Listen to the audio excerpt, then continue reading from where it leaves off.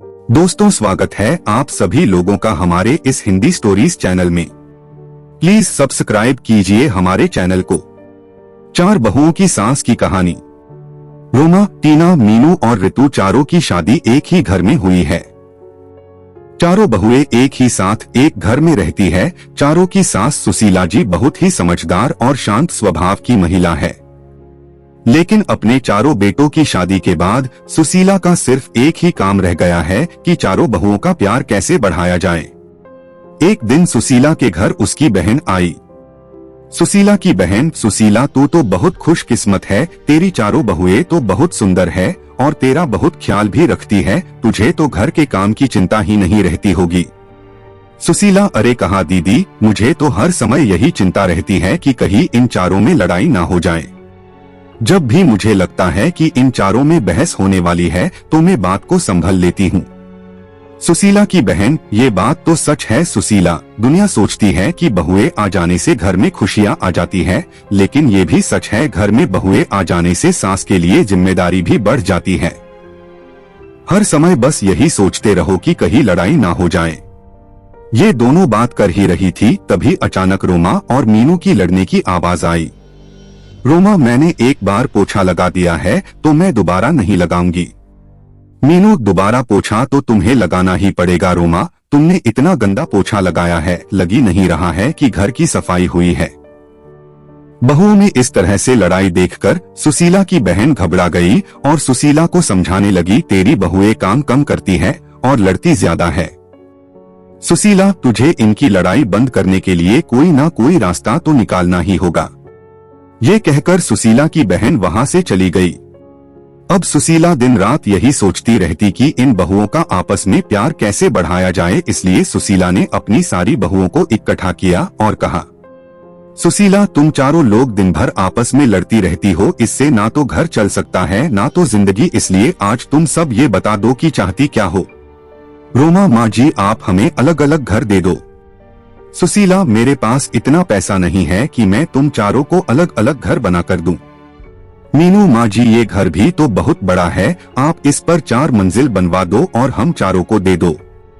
सुशीला, मैंने अपने चारों बेटों को बड़े प्यार से पाला है, इसलिए मैं नहीं चाहती कि तुम लोगों की वजह से मेरा घर टूट जाए। मेरे चारों बेटे अलग अलग रहे और मेरा क्या, मैं तुम चारों में से किसके पास रहूंगी।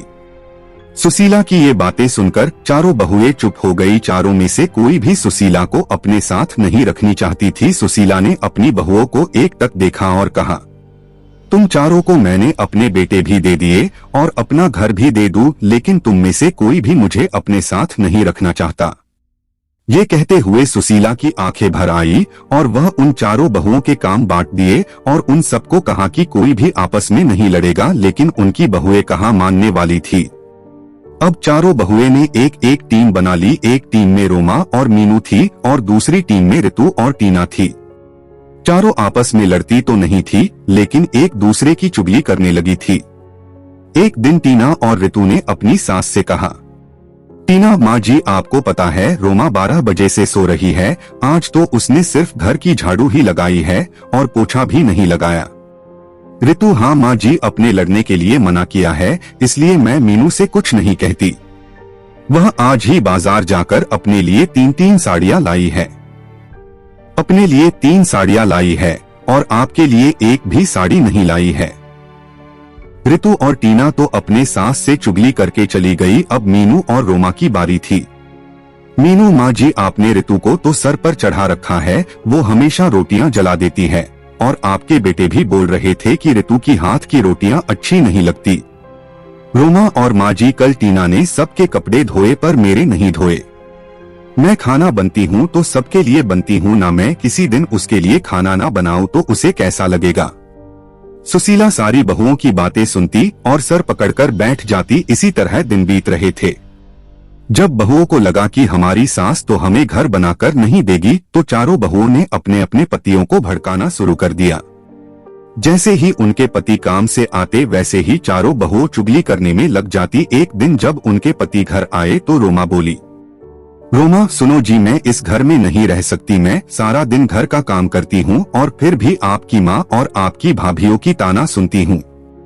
रोमा का पति, मैं भी रोज रोज के लड़ाइयों से दुखी हो चुका हूँ, आज तो फैसला हो ही जाए।